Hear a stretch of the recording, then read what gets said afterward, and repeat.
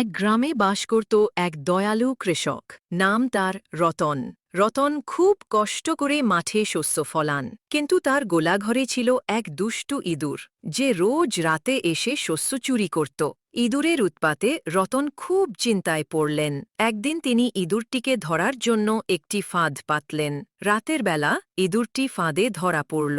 রতন যখন ইঁদুরটিকে শাস্তি দিতে যাচ্ছিলেন, তখন ইঁদুরটি ভয়ে রতনকে কাকুতি মিনতি করে বলল, দয়া করে আমাকে মেরো না কৃষক, আমি প্রতিজ্ঞা করছি একদিন আমিও তোমার উপকারে আসব।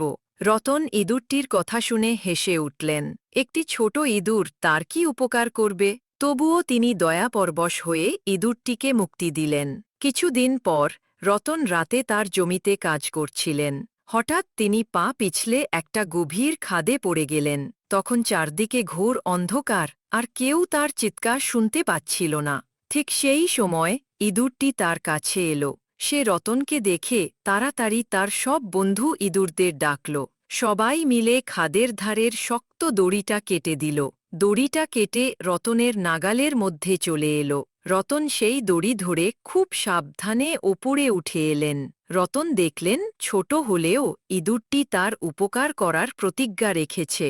সেদিন থেকে রতন আর কোনো প্রাণীকে তুচ্ছ করতেন না। তিনি বুঝতে পারলেন, ছোট হোক বা বড়, উপকার যে কেউ করতে পারে।